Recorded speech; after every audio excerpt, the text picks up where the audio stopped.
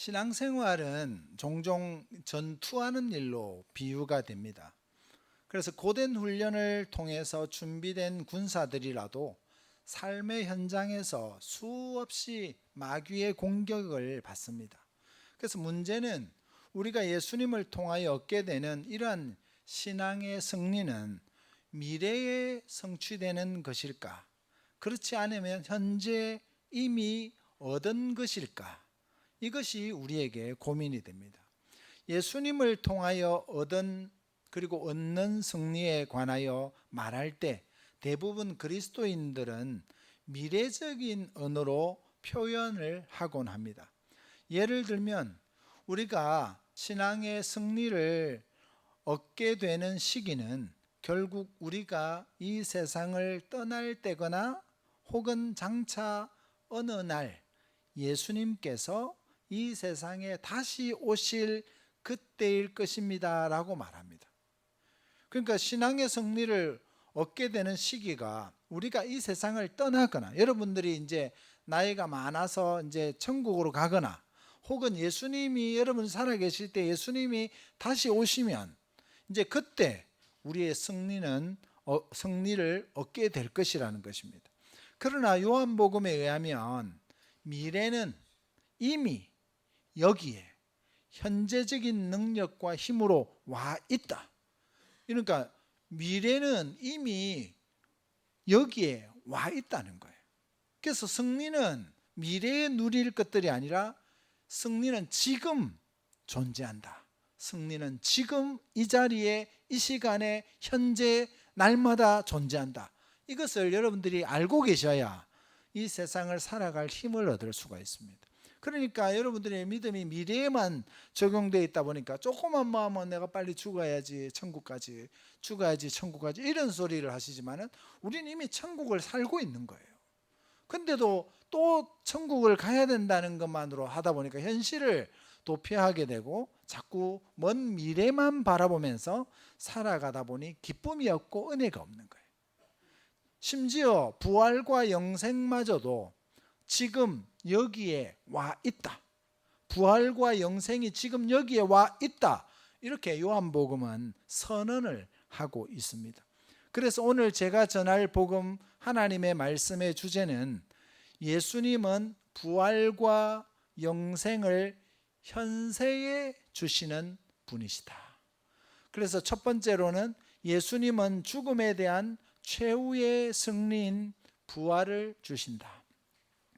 두 번째는 예수님은 죽음의 문제를 해결하시고 영생을 주신다라고 하는 두 가지를 차례대로 살펴보겠습니다. 그래서 첫째로 예수님은 죽음에 대한 최후의 승리인 부활을 주신다는 것입니다. 여러분, 예수님께서는 나사로가 죽는 것을 일부러 허락을 하셨습니다. 6절 말씀 시작. 나사로가 병들었다함을 들으시고 그 계시던 곳에 이틀을 더 유하시고. 여러분, 병들었으니까 빨리 가서 고쳐야 되는데 오히려 예수님은 일부러 나사로가 죽는 것을 허락하셨다는 거예요. 그 이유는 무엇이냐면 이 죽음이라고 하는 것은 죄의 치명적인 결과로 인류에게 내려진 형벌, 즉 사망, 죽음에 대한 최후의 승리가 예수 그리스도를 통하여 이미 시작되었다는 것을 보여주시기 위해서 나사로의 죽음을 기다렸다가 죽으신 이후에 찾아가고 계시는 모습을 볼 수 있습니다. 제자들은 이 사실을 이해하지 못했습니다. 그들은 예수님과 함께 생활하면서 그분의 말씀을 들었지만 정작 예수님이 누구시며 하시는 일이 무엇인지에 관해서는 알지를 못했습니다. 제자들은 죽음은 끝이다, 죽으면 끝이다, 죽음은 끝이다, 이런 거예요. 죽음은 그냥 끝이라는 거죠. 한번 죽으면 모든 것은 끝난다고 생각했기 때문입니다. 예수님께서 죽음을 잠자는 것이라고 말씀하셨을 때 제자들은 도무지 그것을 이해할 수가 없었습니다. 사실상 잠이라고 하는 것은 언제든지 깨어날 수 있는 상태를 말하는 겁니다. 잠자고 있다는 말은 깨어나는 거잖아요. 근데 잠이라고 묘사하시면서 깨울 수 있는 것이라고 말씀하는 겁니다. 근데 실제로 아플 때, 여러분들이 만약에 정말로 아프고 힘들 때 잠들 수 있다면 진짜 이건 놀라운 축복인 거죠. 죽은 것을 자는 것과 비유하시면서 고통 가운데서 잠시 자고 있다면 그것보다 행복한 건 없다는 거예요.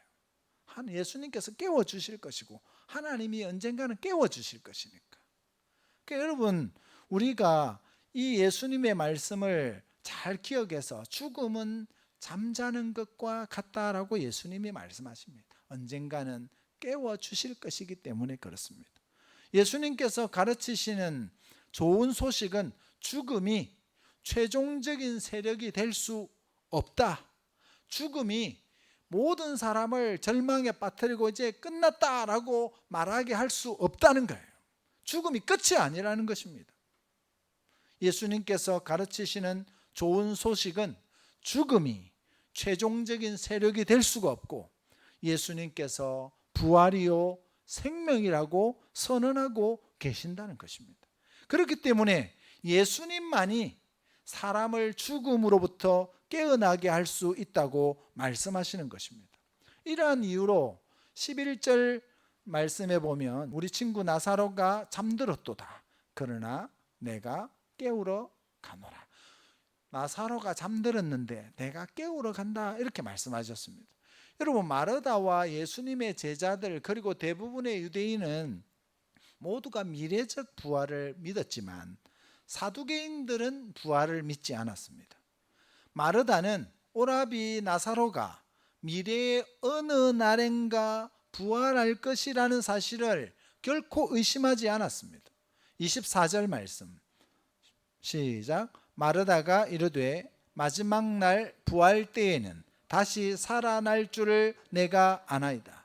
그러나 그녀의 소망은 미래에 있었을 뿐 현재 소망은 포기한 상태입니다. 오라비가 죽었다, 끝났다 이렇게 포기했다는 것입니다.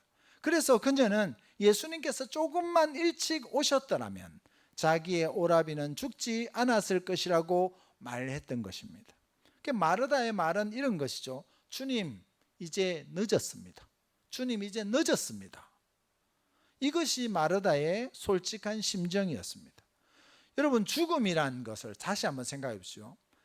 우리가 나이가 들고 죽는다, 이건 당연한 것이다, 이렇게 많은 사람들이 죽음은 당연한 것이라고 받아들이시는데 죽음은 당연한 것이 아닙니다. 죽음이 하나님께서 이 세상을 만드실 때 여러분들을 죽이려고 만드셨습니까? 아니요. 영생하도록 만들기 위해서 생명나무의 실과까지 만드시고 여러분들을 하나님과 교제하는 가운데서 영원히 살 수 있도록 만들었는데 죽음이 쳐들어온 거예요. 죄로 인해서 죽음이 들어온 거죠. 우리를 죽이려고 만드신 게 아니라 우리를 살리려고 만드신 거예요. 여러분들을 죽이려고 지금 예수 믿게 하는 게 아니라 여러분들을 예수 믿어서 살리려고 예수를 믿게 하신 거예요.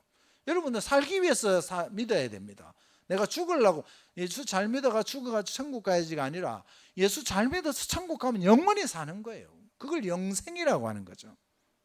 죽음은 인류에게 당한 가장 무서운 세력입니다. 원수입니다. 죽음은 미화되거나 찬양될 수 없는 대상입니다. 죽음이란 자연스러운 현상이 아니라 극복되어야 할 가장 큰 장애물입니다. 이것은 성경의 독특한 가르침입니다. 마르다가 가지고 있었던 신앙은 마지막 날 대부활이 있을 것이며 이때 죽음에서 부활할 것이라는 소망뿐이었습니다. 예수님께서 바로 이러한 마르다의 신앙관을 교정해 주셨습니다. 부활이란 미래에 될 사건만이 아니라 예수님께서 죽음에 대한 최후의 승리인 부활을 주시는 분임을 가르치고 계시는 것입니다. 두 번째로 예수님은 죽음의 문제를 해결하시고 영생을 주십니다. 여러분, 예수님께서 나사로를 살리신 기적은 요한복음이 기록하고 있는 7가지 기적 중에서 마지막 기적입니다. 여러분, 예수님께서 이 요한복음에 나오는 기적을 7가지 행하셨는데 그 마지막이 공교롭게도 무엇과 관련이 있습니까? 부활과 관련이 있는 거예요. 그 말은 무슨 말입니까? 우리를 마지막 날에 다시 살려주시겠다고 하시는 하나님의 뜻이 있고 이 세상을 사는 동안 부활을 경험하며 살게 하시겠다는 하나님의 뜻이 있는 거죠. 그래서 이 기적은 표적이고 징조이고 사인입니다. 이건 표적이라는 말은 이것을 보면서 뭔가를 가르치시는 교훈이 있다는 거예요. 이게 이런 징조가 나오면 이게 있을 것이다. 이런 사인이 있으면 이런 일이 있을 것이다. 이런 말입니다. 다시 말하면 이 기적은 새로운 시대가 이미 시작되었다는 사인이며 표적입니다. 생명의 시대, 자유의 시대, 샬롬의 시대가 도래했음을 보여주는 징조였습니다. 여러분, 미래의 삶과 생명이 이미 예수님 안에서 가능하게 되었다는 것입니다. 예수님을 믿는 사람들은 이미 예수님이 주신 영원한 생명 속에 참여하고 있는 것입니다. 이것이 영생이며 풍성한 삶입니다. 요한복음 10장 28절 말씀 시작. 내가 그들에게 영생을 주노니 영원히 멸망하지 아니할 것이요 또 그들을 내 손에서 빼앗을 자가 없느니라. 여러분, 이것이 영생입니다. 요한복음 10장 10절 말씀 시작. 도둑이 오는 것은 도둑질하고 죽이고 멸망시키려는 것뿐이요 내가 온 것은 양으로 생명을 얻게 하고 더 풍성히 얻게 하려는 것이라. 여러분, 생명을 얻게 할 뿐만 아니라 여러분들에게 더 풍성한 것을 주신다는 거예요.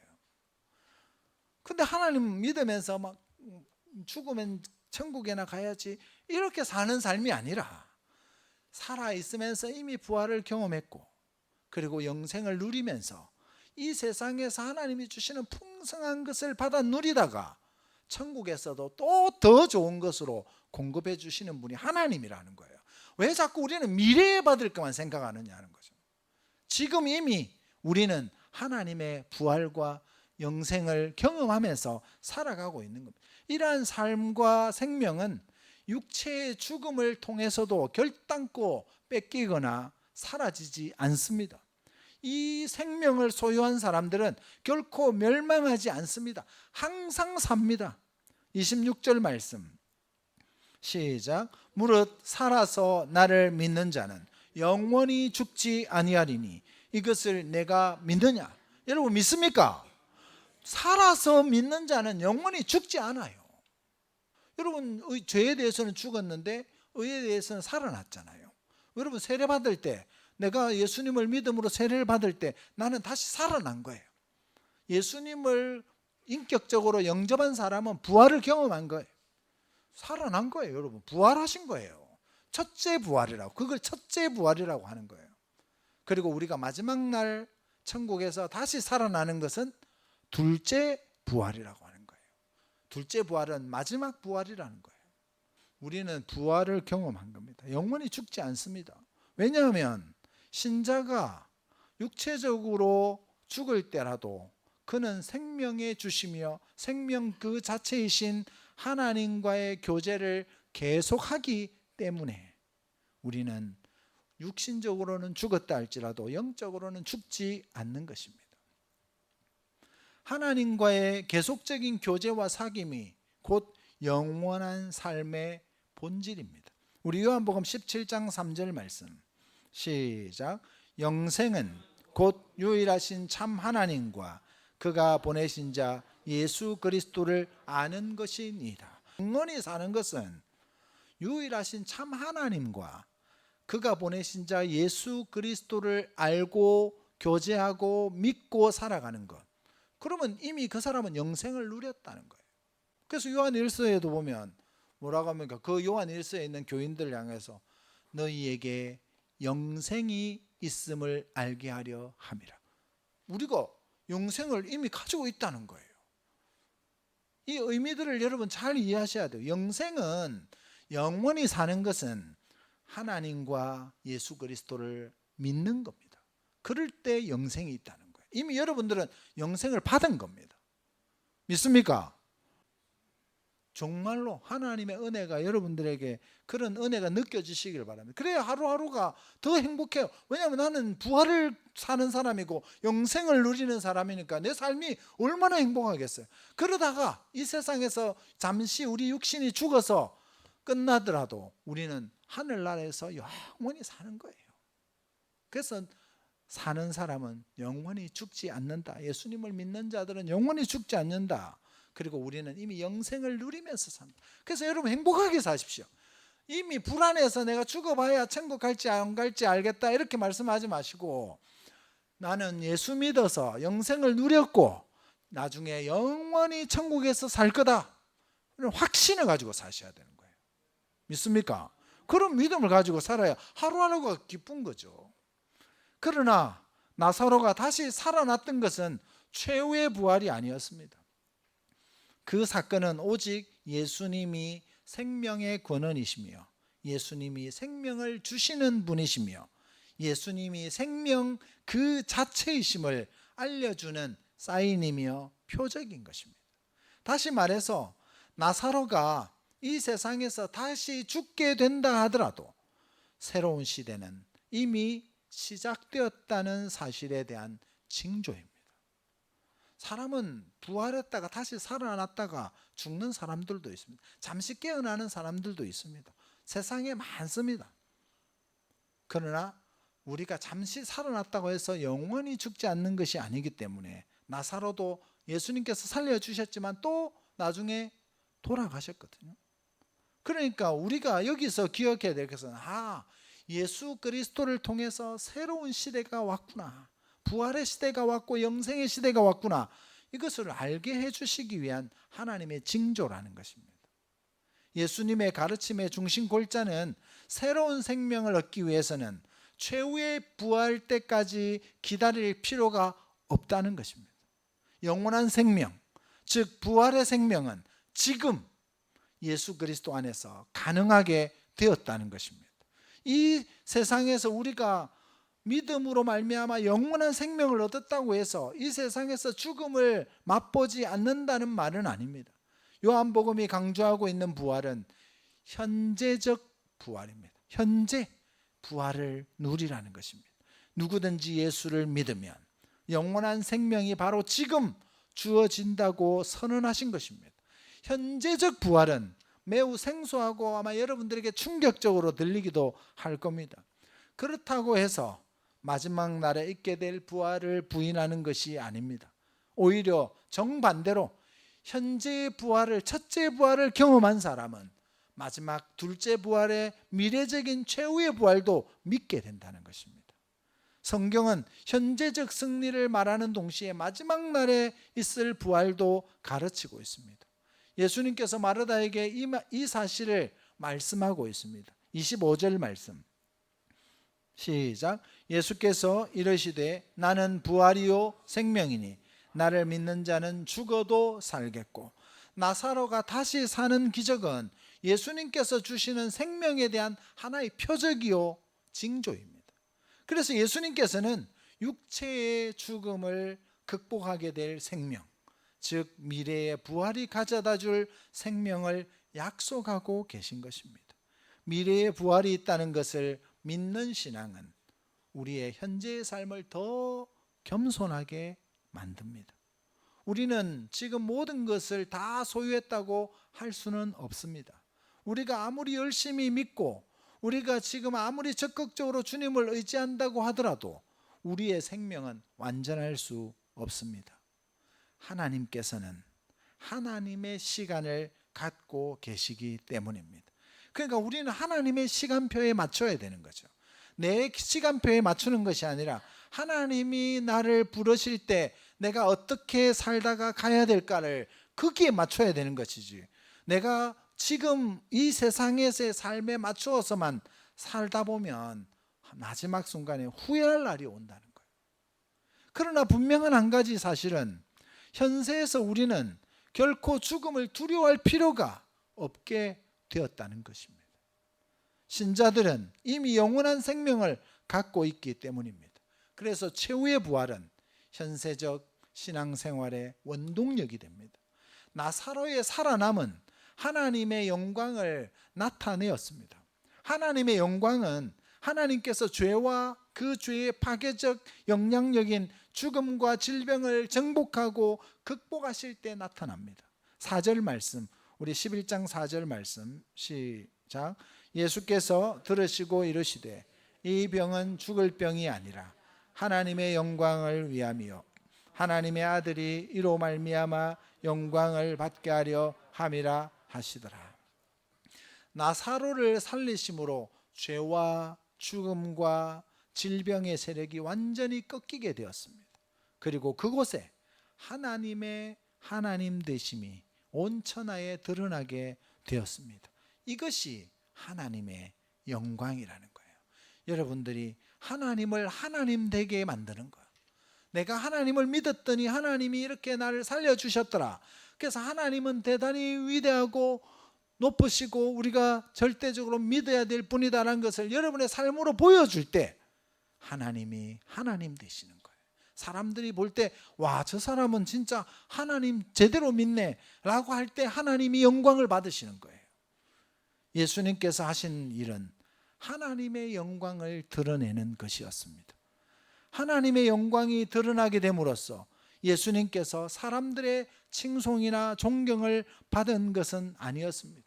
오히려 이 하나님의 영광을 드러내기 위해서 나사로를 살렸더니 오히려 이 나사로를 살린 일 때문에 예수님이 죽게 되는 결과를 가져오게 됩니다.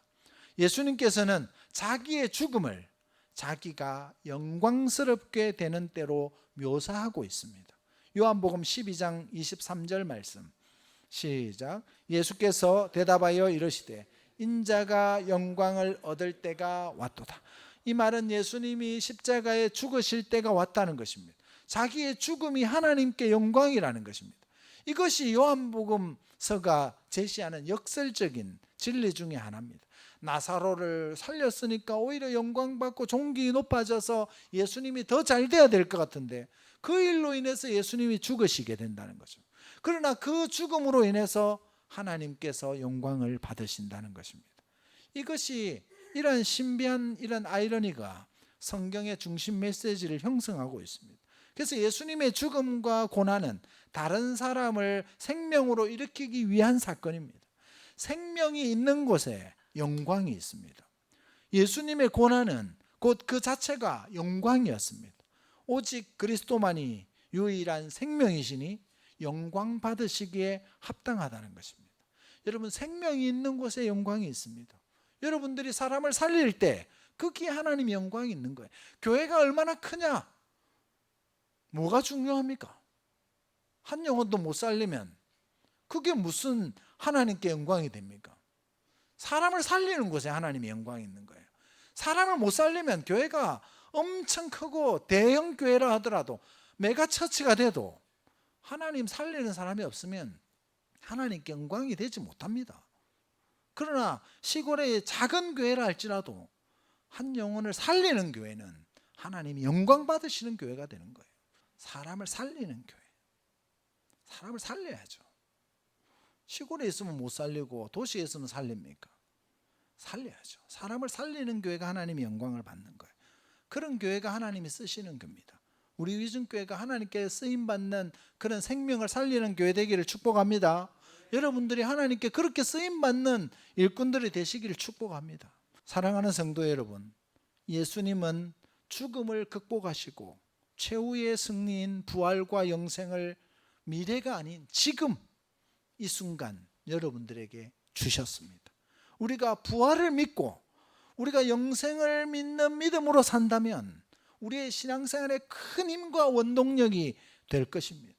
어떤 상황에서도 흔들리지 않는 삶을 살게 될 것입니다. 우리는 이미 영생을 누리는 자들이기 때문입니다. 여러분, 부활과 영생을 미래에 누리려는 생각만 하지 마시고 부활과 영생을 소유한 자로 지금 현재 날마다 부활의 능력과 영생을 누리면서 행복한 신앙생활을 하시기를 예수님의 이름으로 축복합니다. 아멘. 기도하겠습니다.